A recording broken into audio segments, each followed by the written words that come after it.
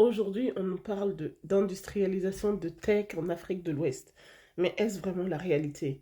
Alors, la réalité, c'est qu'aujourd'hui, chaque jour en Afrique de l'Ouest, le Bénin, le Ghana, le Togo, il y a des coupures de courant intempestives. C'est qu'en 2025, aujourd'hui, nous sommes encore à l'ère du délestage. C'est qu'aujourd'hui, en 2025, les vraies capitales sont des villages et que les capitales économiques, c'est ceux qui sont un petit peu développés.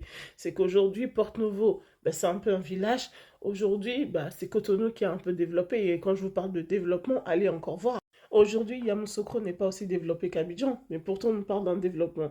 De quel développement parlez-nous? Ne prenez pas votre population pour des gens qui sont bêtes. Ne prenez pas votre population. Nous-mêmes, sachons faire des analyses, parce qu'à bonne analyse, à bonne solution. Combien de personnes ont des cartes d'identité en Afrique de l'Ouest? Combien de personnes peuvent circuler librement? Quel est le taux de recensement? Il y a des gens qui sont même à côté des villes, ils sont toujours pas recensés. Ça veut dire qu'aujourd'hui, il n'y a pas une certaine sécurité numérique. Combien de personnes ont une carte d'identité et un passeport? Beaucoup d'entreprises aujourd'hui fuient l'Afrique pendant que d'autres viennent, bien sûr, mais beaucoup fuient à cause du délaissage, à cause d'aujourd'hui des coupures de courant qui fait que certaines entreprises... Vous imaginez que vous êtes dans une entreprise de la tech et on vous coupe des courants tous les matins, les midis et les soirs. Comment vous en sortez? Vous imaginez que vous ouvrez un cybercafé avec Internet et on coupe l'Internet tout le temps. Comment vous allez gérer vos clients?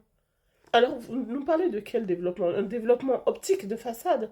Mais nous ne sommes pas bêtes. Aujourd'hui, à l'heure du nucléaire, à l'heure du numérique, est-ce que l'Afrique de l'Ouest peut se comparer avec un pays dans le monde? Même l'Inde, même le Pakistan, même ces pays sont 10 fois plus développés que nous aujourd'hui en matière nucléaire. Mais l'armement, c'est tout. Notre système de défense, même les djihadistes nous attaquent. Parce qu'on n'a pas un système de défense sécurisé. Notre système de défense j'ai pas de mots. Nos présidents sont sortis conclure un accord avec la Chine pour les exportations. Mais ils n'ont rien compris, nos présidents. On envoie déjà assez de produits bruts puisque la Chine est excédentaire, a une balance excédentaire sur l'Afrique. On envoie tout le temps des produits bruts. Vous savez le coût des matières des produits bruts? Savez-vous le coût des matières des produits bruts? Ça coûte quasiment rien.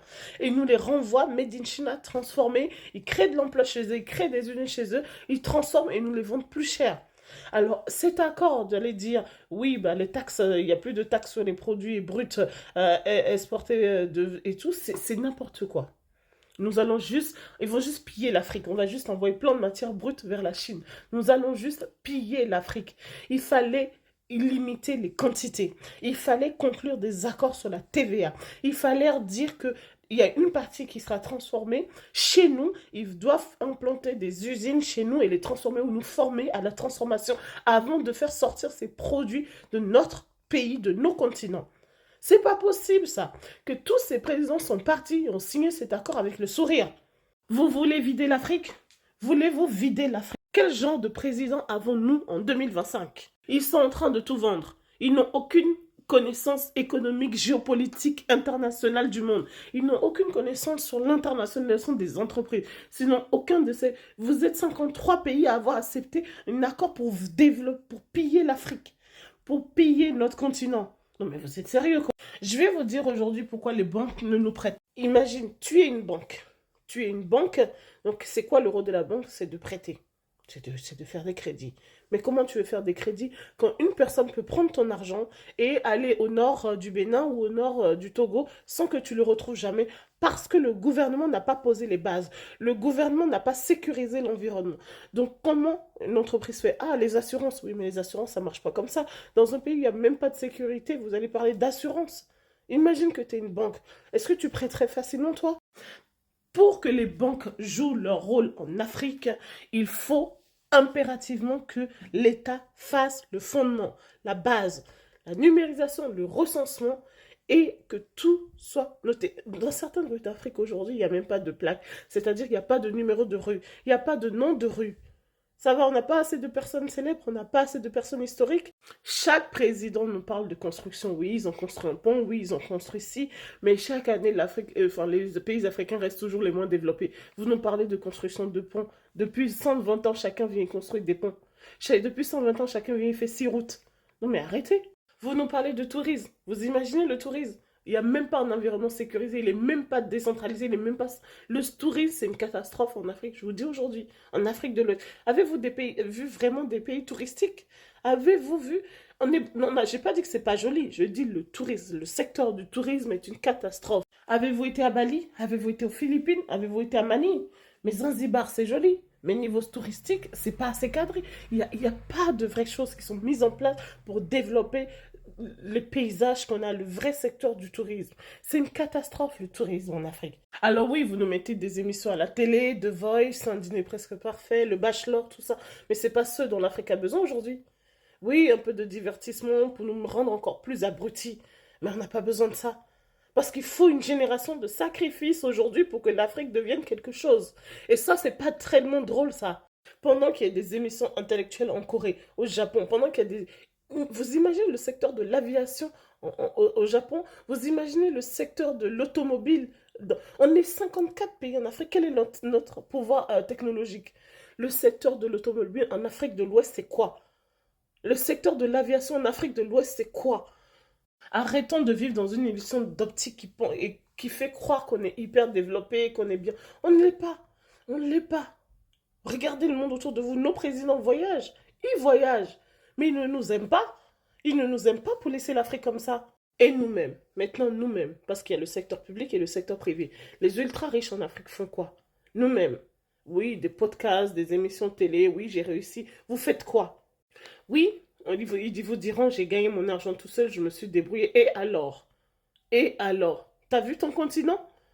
T'as vu ton continent? La richesse, avant qu'elle soit individuelle, est d'abord collective. T'as vu ton continent? Oui, tu as 5, 6 voitures sur des routes déglinguées. Et tu penses que t'es riche? Non mais sérieusement, vous réfléchissez un peu? Maintenant, parlons de nos universités. Vous avez vu l'état de l'université d'Abomey-Calavi? L'état des universités? Vous avez vu l'état des universités de prestige dans les pays développés? Vous pensez que nous, on ne peut pas atteindre ce niveau? On a de l'or, on a du colbat, on a du folfas, on a tout. On n'a pas de quoi faire des universités de prestige. On a des intellectuels. Mais qu'est-ce que les gouvernements, les présidents s'en foutent de nos universités. Ils sont capables d'aller poser des chars devant les universités pour que les étudiants ne manifestent pas. Vous imaginez l'état de nos universités? Quel respect pour le pays? On n'a pas d'intellectuels? Regardez l'état. Nos ministres, ça va à quoi? Les ministres, on pointe du doigt tout le temps le président, mais les ministres, les députés, les maires, les sénateurs, vous servez à quoi? Nous adulons des présidents comme des stars. Ah, ça, c'est mon président. Telle personne, c'est mon président. Personne ne le touche. Mais vous avez rien compris, c'est pas une star, hein. C'est son métier. Il est au service du peuple. Le président est un salarié du peuple. Donc arrêtez de l'aduler comme une star. Il doit faire son boulot. Il empoche de l'argent. Mais il en va de l'intérêt de notre pays, de nos économies. Arrêtez d'aduler les présidents comme des... Le jour où on aura un peuple réfléchi, conscient, intellectuel qui va pousser des cris de gueule, peut-être un jour on nous écoutera. Peut-être qu'un jour les gouvernements feront leur boulot. Peut-être qu'un jour, nous, la jeunesse africaine, nous saurons ce que c'est que le rôle d'un président. C'est pas construire des ponts là où on ne peut pas les construire. C'est pas ça d'être président. Arrêtez d'aduler. Là, il y a plein de futurs mandats en cours qui vont bientôt finir et nous allons devoir élire pas mal de présidents ces derniers temps. Il est temps que ça change. Arrêtons de prendre des présidents pour des stars. On s'en fout, ce ne sont pas des stars. Il faut que nos pays soient développés, point barre. Peu importe le prix. Peu importe le prix. Respectons-nous. Posons-nous les vraies questions. Nos frères, nos mères, tous ces gens qui sont en train de prendre le bateau, ça vous dit rien. Vous êtes là, tel président, c'est une star, hein, c'est lui ou rien. Mais ça va pas, non? Réveillez-vous un peu. C'est quelle malédiction, ça?